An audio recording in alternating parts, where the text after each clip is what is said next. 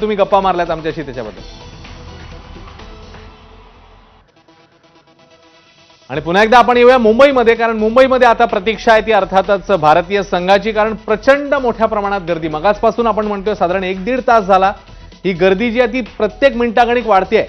आणि दुसरीकडे विमानतळावर आगमन झालेलं आहे भारतीय संघाचं। ज्या विमानाने आगमन झालं तिकडे फायर ब्रिगेडने एक वेगळ्या पद्धतीने त्यांना सलामी दिली आणि आता हे खेळाडू बाहेर येतील आणि एका बसने ते रवाना होतील नरिमन पॉइंटच्या दिशेने। मात्र कदाचित मार्गामध्ये बदल होऊ शकतो, जसं आपल्याला मगाशी कळलेलं होतं।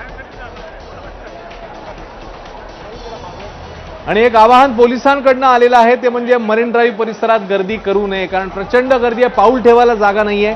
ही ताजी दृश्य मरीन ड्राईव्ह परिसरातली, आणि त्यामुळे पोलिसांनी आवाहन केलंय की कृपया मरीन ड्राईव्ह परिसरात गर्दी करू नका, कारण आधीच तिकडे प्रचंड मोठ्या प्रमाणात गर्दी झालेली आहे। पोलिसांकडून आवाहन करण्यात आलं।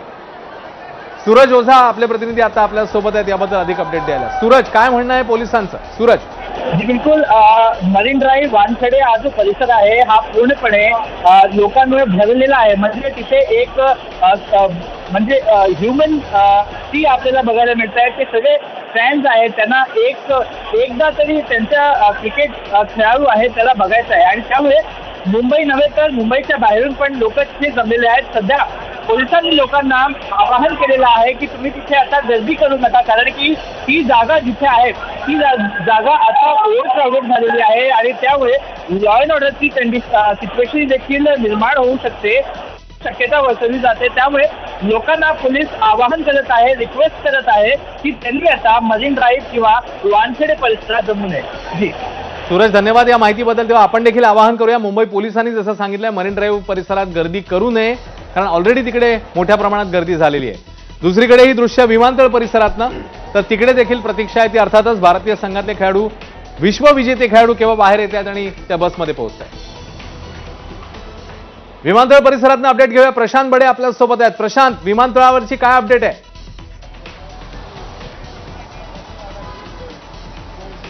अश्विन, पुढील काही क्षणामध्येच विश्वविजेता भारताचा संघ जो आहे तो विमानतळात बाहेर येईल।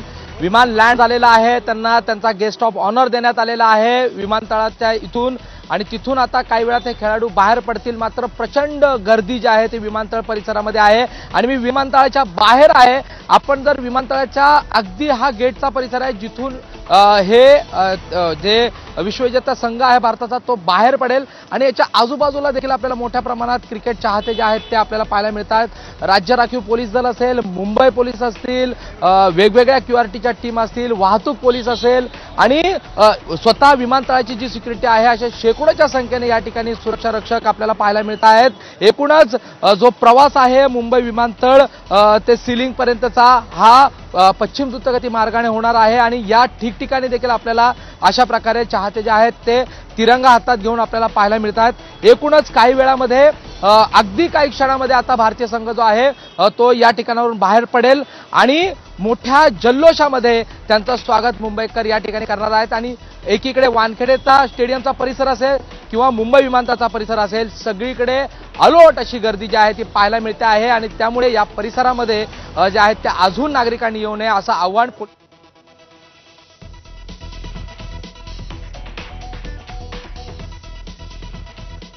तेव्हा आपले प्रतिनिधी प्रशांत बडेंनी आपल्याला माहिती दिली। आता विमानाच्या आतली दृश्य केक कटिंग करण्यात येत आहे, केक कापण्यात येतोय, आणि आनंदोत्सव अर्थातच पुन्हा एकदा।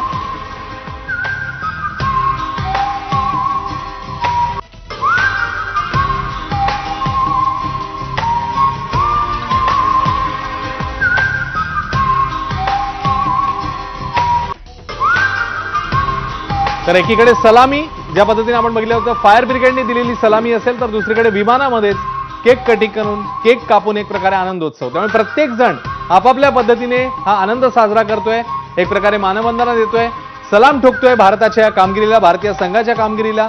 आणि आजचा दिवस प्रत्येकासाठी खरं म्हणजे खास आहे, अविस्मरणीय आहे, आणि ही गर्दी सगळं काही सांगून जाते, वेगळं काही सांगायला नको। मरीन ड्राईव्ह परिसरात तुडुंब गर्दी, तोबा गर्दी, आणि त्याच्यामुळे साहजिकच पोलिसांनी आवाहन केलंय मरीन ड्राईव्ह परिसरात कृपया गर्दी करू नका। मुंबई पोलिसांचं आवाहन, तर तिकडे काही वेळापूर्वी जेव्हा हे विमान दाखल झालं तेव्हा फायर ब्रिगेडनी दिलेली अनोखी मानवंदना। प्रशांत बडेकडे पुन्हा एकदा जाऊया आपण. प्रशांत, 6:15 होत आलेले आहेत आता. नेमकं कधी हे खेळाडू बाहेर येणार आहेत आणि मग नरिमन पॉइंटला पोहोचायला किती वेळ लागू शकतो पुढे? प्रशांत. अश्विन, साधारणतः पुढच्या काही मिनिटातच जी भारतीय संघ आहे तो बाहेर पडेल. खरं तर आतमध्ये देखील एक जल्लोषाचं वातावरण आहे. विमानात केक कापले जात आहेत. त्याचबरोबर एअरपोर्टची जी व्यवस्था आहे, तिथले कर्मचारी आहेत, त्यांना भेटण्याचं जे आहे, त्यांना भेटून त्यांच्याकडून स्वागत घेण्याचं काम देखील त्या ठिकाणी एअरपोर्टवर चालू आहे. त्यानंतर सगळ्यात महत्त्वाचं काम असणार आहे एअरपोर्टच्या आतमध्ये ज्या पद्धतीने मोठ्या प्रमाणात त्या ठिकाणी देखील जे भारतीय संघाचे चाहते आहेत ते त्या ठिकाणी उपस्थित आहे आणि त्यांच्या गराड्यातून ही संपूर्ण जी टीम आहे ती पुढे निघेल. ती याच मार्गे बाहेर येईल. आपण जर बघितलं तर या मार्गावरून थेट पश्चिम द्रुतगती मार्गाकडे ती निघेल आणि पश्चिम द्रुतगती मार्गावरून साधारणतः सीलिंग पर्यंत जाण्यासाठी त्यांना एक अर्धा तासाचा वेळ लागू शकतो. सीलिंग वरून थेट पुढे मुंबईच्या दिशेने वरळी आणि वरळीवरून कोस्टल रोड मार्गे ही टीम जी आहे ती थेट मरीन ड्राईव्ह परिसरामध्ये जाईल. मात्र मरीन ड्राईव्ह परिसर आणि ह्या सगळ्या रस्त्यावर आपण जर बघितलं तर एअरपोर्टच्या बाहेरची ही दृश्य बघितली तर ठिकठिकाणी शेकडोच्या संख्येने भारतीय संघाचे चाहते या ठिकाणी आहेत. मोठ्या प्रमाणात सिक्युरिटी आहे आणि साधारणतः या सगळ्या स्थितीमधून पाऊण तास ते 1 तास या थेट मुंबईच्या या सगळ्या मार्गावरून टीमला जे आहे ते वानखेडेपर्यंत जाण्यासाठी लागू शकतो. मात्र वानखेडे मरीन ड्राईव्हचा परिसर या सगळ्या परिसरामधली गर्दी पाहता पुढे त्यांना आणखीन वेळ जो आहे तो जास्तीत जास्त वेळ लागण्याची शक्यता आहे. कारण पुढची स्थिती ही खूप कठीण आहे. तिथे मोठ्या प्रमाणात गर्दी आहे आणि इथून बाहेर पडताना देखील मोठ्या गर्दीला या भारतीय संघाला सामोरे जावं लागू शकतं. साधारणतः तासाभरात ते या ठिकाणी वानखेडेमध्ये पोहोचण्याची शक्यता आहे. अश्विन. प्रशांत, तुझ्याकडनं अपडेट घेतच राहू. पण जसं आता आपण बघितलं की अजूनही भारतीय संघ दाखल तर झालाय विमानतळावर, मात्र सेलिब्रेशन काही प्रमाणात सुरू आहे. जसं आता प्रशांतने देखील सांगितलं, विमानात केक कापण्यात आला, त्याआधी फायर ब्रिगेडकडनं अशा पद्धतीने सलामी देण्यात आली आणि नंतर मग मार्ग ठरवून दिला जाईल आणि त्याच्यानंतर हा मार्ग